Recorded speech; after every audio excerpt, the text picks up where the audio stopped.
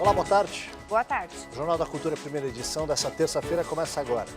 Planalto exonera servidores indicados por deputados e partidos infiéis. O governo quer aumentar a pressão sobre o Congresso para garantir a aprovação da reforma da Previdência.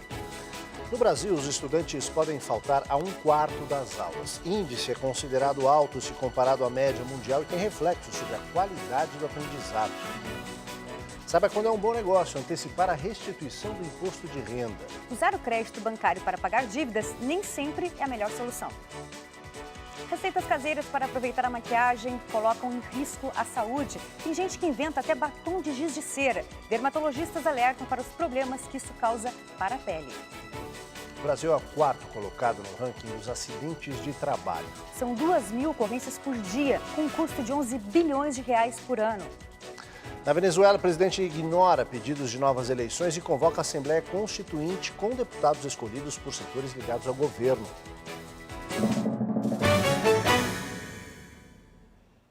Segundo dados do IBGE, mais da metade dos brasileiros adultos não chegou a completar o ensino médio. A formação escolar do brasileiro é de pouco menos de 8 anos, o que não cobre nem o ensino fundamental. Para combater a evasão escolar, são necessárias muitas ações conjuntas. Para especialistas em educação, reduzir a quantidade de faltas permitidas por ano é uma delas. Essa escola estadual tem classes desde o ensino fundamental até o ensino médio. Para diminuir o índice de faltas dos alunos, que chegou a 20%, a equipe toda se mobilizou. A partir de 5 faltas do aluno na escola, a gente entra em contato com os pais, o coordenador faz o levantamento das disciplinas em que ele está com as faltas, os professores organizam as atividades corrigidas e aí a compensação é realizada. Ronald agora é um aluno que participa do dia a dia da escola, mas nem sempre foi assim. Participava pouco por causa do futebol e mudei o horário do treino para mim poder mais participar das aulas. Aqui no Brasil, de acordo com a Lei de Diretrizes e Bases da Educação, o aluno precisa ter, no mínimo, uma frequência de 75% nas aulas para ser promovido para a série seguinte. Quando a frequência fica abaixo disso, cabe à escola alertar os responsáveis pelo aluno e informar o conselho tutelar. Para essa especialista em educação, permitir 25% de faltas em um ano letivo é um limite muito alto. 25%, lembrando a todos, é 1/4, né? Então, de 20 dias úteis de um mês, é faltar uma semana. Isso é um problema para o aprendizado, isso é um problema para a dinâmica de sala de aula, porque espera-se que o professor vai ter que repetir tudo para aqueles que faltam. Isso é justo com o professor, com os outros alunos? Como que se administra isso? E o desafio para as escolas também está na frequência dos professores. O processo educacional é cumulativo. Essa é uma lógica de como a cabeça funciona para aprender, né? Como o cérebro funciona para aprender. As faltas que interrompem esse processo acabam dificultando o resultado como um todo. Agora a gente fala do seu bolso, é uma tentação, né? A gente sabe, nessa crise muitos contribuintes pensam em aceitar a oferta dos bancos e antecipar a restituição do imposto de renda. Mas olha, será que isso vale a pena mesmo? O repórter Laís Duarte conversa agora com uma planejadora financeira para saber se isso realmente vale a pena ou não. Boa tarde, Laís. Boa tarde, Aldo. Boa tarde para todo mundo. É mesmo, para muita gente, antecipar a restituição do imposto de renda significa finalmente quitar aquela dívida ou então ter uma folga no orçamento apertado. Mas nada como uma especialista em finanças para nos ajudar a resolver esse dilema. Márcia Dessen, boa tarde. Antecipar a restituição é um bom negócio? É um bom negócio para aqueles que estão com dívidas caras, como o cartão e como o cheque especial. Porém, é uma dívida como outra qualquer. E o cuidado que a pessoa precisa ter é que ele vai contar com uma restituição que talvez não aconteça. Ou vem um valor menor do que ele estava esperando. E aí ele pode ter problema na hora de quitar. Então, tomar cuidado. Tá ok, muito obrigada pela participação. É bom pensar bem antes, hein, Aldo? Com você. Isso aí, boa dica, Laís. Obrigado. Ana. Para economizar ou personalizar a maquiagem, é comum encontrar na internet vídeos que ensinam a fazer batom, sombra, blush e itens mais caros.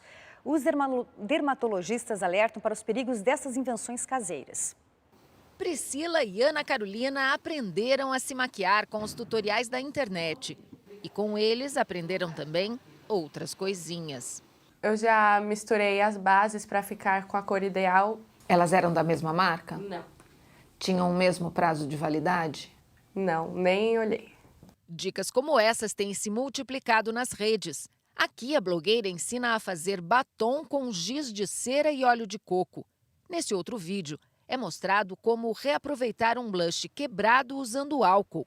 O que não faltam também são as mais diversas misturas de produtos de maquiagem para criar novos itens.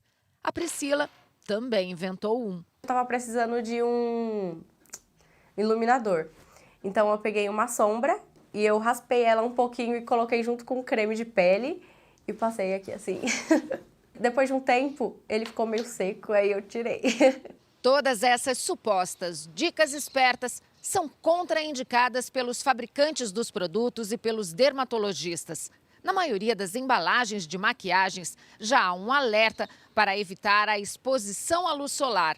Imagine então o que pode acontecer ao produto quando ele é aquecido com água ou até com um isqueiro. É como fazer experimentos de laboratório na própria pele. Os riscos são principalmente de um processo irritativo leve ou severo, dessa nova fórmula, e também de alergias que podem se desenvolver com essa nova combinação ou textura. Os sintomas geralmente são de coceira, ardor e desconforto, que podem evoluir inclusive para lesões mais sérias, como pequenas bolhas ou processos mais intensos inflamatórios. O médico faz um alerta especial para os experimentos na área dos olhos. As brincadeiras perto dos olhos são muito mais perigosas, porque esse produto dentro da região dos olhos pode causar danos que às vezes são irreversíveis. Qualquer sensibilidade exagerada, imediatamente procure um pronto-socorro de oftalmologia. O Brasil é o quarto país com o maior número de acidentes de trabalho. Apesar de haver uma legislação rigorosa, são 700 mil trabalhadores afastados por ano. Uma realidade que tem impacto para as famílias brasileiras e para a Previdência Social. Flávia trabalhava como operadora de máquina quando sofreu um acidente de trabalho. Ela cortou o dedo com uma faca na linha de produção. Eu estava nessa máquina pela primeira vez. Nesse momento eu estava muito rápido para que a máquina não travasse. E aí eu acabei perdendo então o controle da faca e ela cortou o meu dedo. Apesar da legislação brasileira ser uma das mais rigorosas do mundo no que se refere à saúde ocupacional e prevenção de acidente de trabalho, situações como a da Flávia ainda são muito comuns. De acordo com a Organização Internacional do Trabalho, o Brasil é o quarto país em números de acidentes trabalhistas, atrás apenas da China, Índia e Indonésia. Desde 2010, a Previdência Social registra em média 700 mil acidentes por ano, cerca de 2 mil por dia e despesas em torno de 11 bilhões de reais. Isso gera um custo altíssimo para todos. Não vamos dizer que é para o governo, é para todos. Inclusive, o próprio trabalhador é que banca isso, porque ele que paga os impostos. A maior parte dos acidentes de trabalho está no setor de serviços, seguido pela indústria e pela agropecuária. A responsabilidade de analisar o risco e prevenir acidentes é do empregador, mas o trabalhador também deve ficar atento. Enquanto nós não tivermos um país educado em prevenção de acidentes e doenças do trabalho, nós não teremos redução e diminuição de acidentes. Outras notícias nacionais, o último adeus dos fãs a Belchior. O corpo do cantor foi enterrado hoje de manhã em Fortaleza. E a Polícia Federal manda agentes para a região do conflito entre índios e fazendeiros no Maranhão, onde um ataque à aldeia indígena deixou uma dezena de feridos. Os índios da etnia Gamela reivindicam uma área de 14 mil hectares no norte do estado. Enquanto aguardam a decisão da justiça, alguns grupos começaram a invadir fazendas em disputa. No fim de semana, homens armados, possivelmente a serviço dos fazendeiros, atacaram uma aldeia indígena no município de Vianas, a 250 quilômetros da capital. Segundo a Igreja Católica, que atua na área, pelo menos 10 índios foram feridos. Um deles teve as mãos decepadas e 5 foram baleados. 3 índios estão internados em hospitais de São Luís. O corpo do cantor Belchior foi enterrado em Fortaleza hoje cedo, em cerimônia restrita à família e amigos. Depois de passar por Sobral, cidade onde o cantor nasceu, o corpo seguiu em cortejo pelas ruas de Fortaleza até o local do velório. Milhares de fãs prestaram as últimas homenagens ao ídolo, que morreu aos 70 anos no Rio Grande do Sul, onde vivia. preço da gasolina nos postos cai pela 4ª semana seguida, segundo pesquisa da ANP, Agência Nacional do Petróleo. O preço médio obtido em mais de 5 mil postos espalhados pelo país ficou em R$ 3,63 na semana encerrada no dia 29 de abril. Segundo a pesquisa, os preços médios do etanol e do diesel também tiveram redução. O preço do etanol completou 15 semanas em queda. O Ministério Público Federal fez uma nova denúncia contra o ex-ministro José Dirceu na Operação Lava Jato. A denúncia trata de 33 crimes de lavagem de dinheiro que somam R$ 2.400.000 entre 2011 e 2014. Outras 4 pessoas também estão envolvidas. Essa é a 3ª denúncia contra José Dirceu na Lava Jato. As outras 2 resultaram em condenações a um total de 32 anos de prisão. Hoje à tarde, o Supremo Tribunal Federal deve analisar um pedido de liberdade feito pela defesa do ex-ministro que está preso desde agosto de 2015. O presidente Michel Temer já começou a responder à infidelidade de deputados na votação da reforma trabalhista. Exonerar. Essa talvez seja a palavra mais repetida na edição do Diário Oficial da União de hoje. Como prometido, deputados e partidos da base que se rebelaram e não apoiaram a proposta do Planalto para a reforma trabalhista começaram a perder cargos na máquina pública. Nomes indicados por eles foram postos de lado.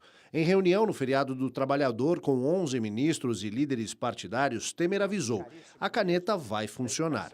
A perda de cargos é um preço alto para quem troca votos por influência no governo, ou seja, quase todo mundo no Congresso. As exonerações são um alerta para que a base volte ao caminho traçado pelo Planalto e para que ninguém mais saia do trilho.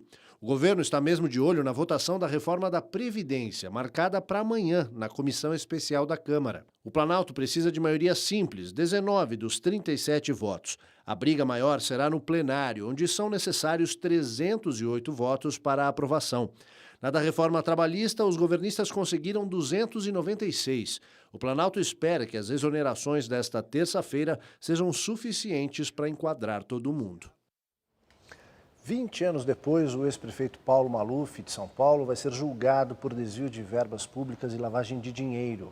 O julgamento do Supremo Tribunal Federal, marcado para o dia 9, pode afetar os réus da Operação Lava Jato. O caso envolve uma das obras mais polêmicas da última gestão de Paulo Maluf na Prefeitura de São Paulo. Ele é acusado de mandar para o exterior, nos anos 90, recursos desviados da construção de uma avenida e de um túnel na Zona Sul. Segundo o Ministério Público, Maluf usou empresas fora do país para lavar o dinheiro obtido com contratos superfaturados da obra. 172 milhões de dólares teriam sido movimentados no exterior. Os recursos teriam ido para uma conta nos Estados Unidos e de lá para paraísos fiscais. Depois teriam voltado para comprar ações de empresas da família de Maluf no Brasil. O ex-prefeito sempre negou as acusações, mas no processo a defesa recorre a uma questão técnica. Alega que ele não pode ser julgado por um suposto crime que não existia na época. É que a lavagem de dinheiro só passou a ser considerada um delito após uma lei de 1998, revisada em 2012. O Supremo vai decidir agora se o crime é instantâneo, ocorre exclusivamente na data da ocultação do dinheiro ou se é permanente, dura enquanto os recursos estiverem ocultos. A decisão do Supremo Tribunal Federal no caso envolvendo o ex-prefeito Paulo Maluf vai repercutir diretamente nos processos da Operação Lava Jato. Isso porque a lavagem de dinheiro é um dos crimes atribuídos a muitos dos envolvidos. Se o crime for considerado instantâneo, casos antes da entrada em vigor da lei não poderão ser punidos. Na Lava Jato, as delações citam fatos ocorridos há mais de 10 anos. Já se a lavagem de dinheiro for entendida como permanente, todos poderão ser processados, dentro do prazo de prescrição de 16 anos. Nós estamos diante de um risco de impunidade? Muito sério. Muito sério. Se ficar estabelecido que não é um crime de natureza continuada e se essas investigações já estão rolando há muitos anos, se contaria a partir do momento em que ocorreu o desvio ou a ocultação daquele dinheiro. E, com isso, muitos desses casos da Lava Jato vão acabar indo para a vala comum da prescrição. A assessoria do deputado Paulo Maluf informou que ele já apresentou a defesa e agora aguarda o julgamento. Agora uma dica importante, hein? Só que em São Paulo, 500 mil pessoas não estão em dia com a justiça eleitoral. Só que na capital são 123 mil, que nas últimas 3 eleições, ou nos últimos 3 turnos das últimas eleições, não justificaram nem pagaram a multa. A gente vai conversar agora hoje, aliás, é o último dia, né, para regularizar a situação e não ter o título de eleitor cancelado. Quem tem essas informações para a gente explica como deixar o título de eleitor em dia é a repórter Evelyn Avancini. Boa tarde, Evelyn.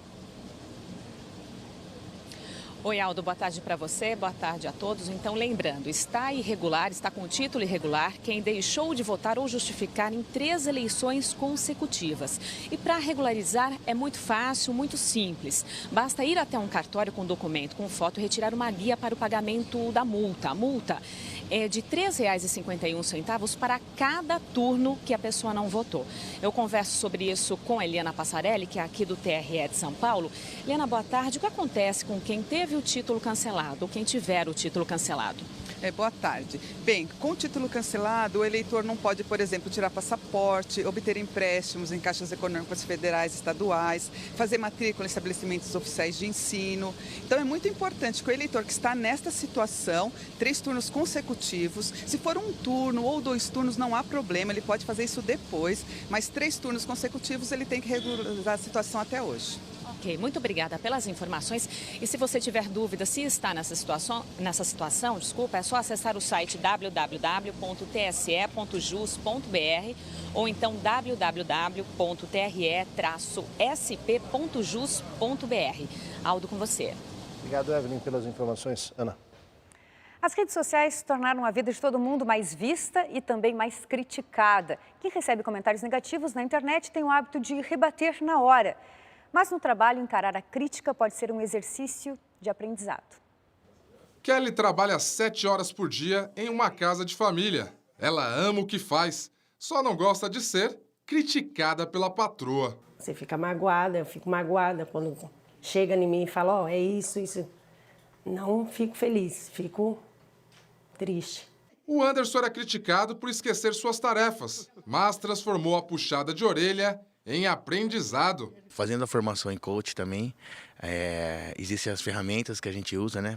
E uma delas era isso, você planejar o seu dia, entendeu? Aí como eu melhorei, né, nesse aspecto, que a crítica era dura, todo dia esquecia alguma coisa. Saber lidar com as críticas é um sinal de amadurecimento. Inclusive ajuda a ganhar pontos dentro das empresas, explica essa gestora em carreiras. Se tem várias pessoas te dando o mesmo feedback, fazendo a mesma crítica, por que não ouvir, né? Entender onde você pode mudar seus comportamentos, mudar suas atitudes e começar a praticar algo que seja mais positivo. Seja na vida pessoal ou profissional, nem todo mundo aceita receber críticas, mesmo quando elas são construtivas. Aliás, tem gente que deixa de fazer uma crítica com medo de ser mal interpretado. Daí entra um truque para não deixar ninguém de saia justa. Ouça, guarda para você e o que for de fato importante você usa, senão dispensa, né? Isso mostra que você tem controle, que você tem equilíbrio emocional e que você tem profissionalismo. Taboão da Serra, na Grande São Paulo, ganha o primeiro restaurante Bom Prato do governo do estado, que serve refeições por até R$1. O Bom Prato de Taboão da Serra é a unidade número 52 do programa no estado de São Paulo. Por aqui serão oferecidas diariamente 300 refeições no café da manhã a 50 centavos e 1.200 durante o almoço a R$1. O espaço tem 152 lugares, sendo 8 com acessibilidade. Um investimento de R$2 milhões. O horário de funcionamento começa a partir das 7 horas da manhã, de segunda a sexta-feira. Aqui a alimentação é balanceada. É a melhor que existe entre carboidrato, lipídios, vitaminas, fibras, sais minerais, proteína. Então ela é equilibrada e saborosa. O governador Geraldo Alckmin também assinou uma autorização para o início das obras da creche do loteamento Novo Horizonte 3, a primeira unidade do programa Creche Escola do município. A seguir, natação brasileira tenta se reinventar às vésperas do troféu Maria Lenk. E mais, o presidente da Venezuela convoca a Assembleia Constituinte com deputados escolhidos por setores ligados ao governo.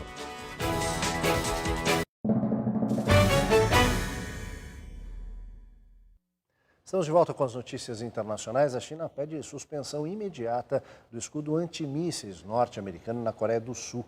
Pequim teme que o equipamento possa reduzir a eficiência de seus próprios sistemas de mísseis e alega que altera o equilíbrio da segurança nacional.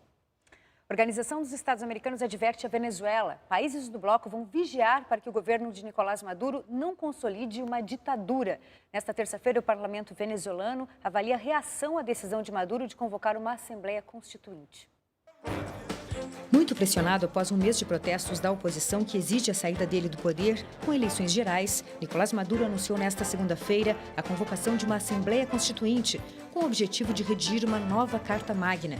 Segundo ele, metade dos cerca de 500 constituintes seriam eleitos pela classe trabalhadora. Para os adversários, a decisão é uma tentativa de o presidente se manter no cargo e isolar a Assembleia Nacional, único poder liderado pela oposição. Outro grande protesto foi marcado para esta quarta-feira. A Coreia do Norte acusa os Estados Unidos de deixarem a Península Coreana à beira de uma guerra nuclear depois que 2 bombardeiros voaram em treinamento conjunto com as forças aéreas sul-coreana e japonesa, em nova demonstração de força de Washington. O sobrevoo ocorreu no mesmo dia em que o presidente Donald Trump disse que ficaria honrado em encontrar o presidente da Coreia do Norte, Kim Jong-un, nas circunstâncias corretas. A tensão entre Estados Unidos e Coreia do Norte aumentou no último mês, com o envio de uma frota norte-americana para as águas do Pacífico, a implantação do escudo antimísseis na Coreia do Sul, que começou a funcionar nesta terça-feira, e do lado norte-coreano, as tentativas frustradas de lançar o 6º teste nuclear e os exercícios militares com fogo real.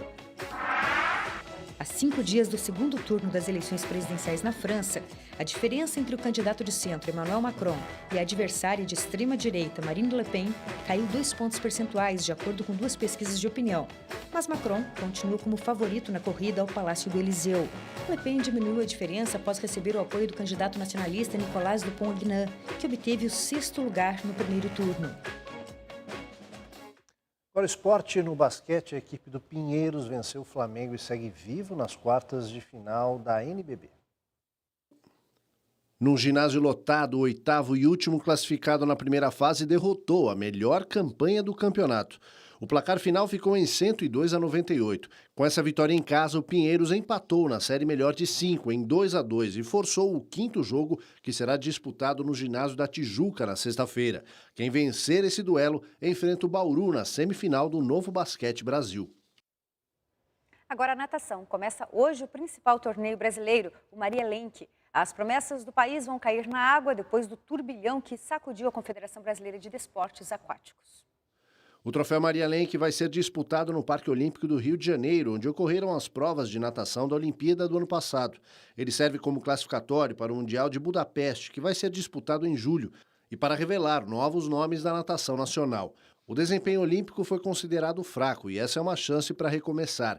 E esse recomeço não se limita às águas. Na cartolagem, os ventos também são outros. 4 dirigentes da CBDA, a confederação que engloba os esportes aquáticos no país, foram presos no começo do mês passado por desvio de dinheiro. Ao mesmo tempo, um dos grandes patrocinadores abandonou o barco e o outro cortou investimentos. Uma notícia triste: no final de semana, um dos alpinistas mais famosos do mundo morreu no Everest. O suíço Ueli Steck fazia a aclimatação para tentar conquistar o ponto mais alto do mundo por uma nova rota. Em um dos trajetos usados para o treinamento, ele escorregou e caiu em uma fenda. Steck era conhecido como a máquina suíça, em referência à velocidade com que alcançava os picos. Ele tem vários recordes conquistados, entre eles o de velocidade na conquista do Eiger, na Suíça.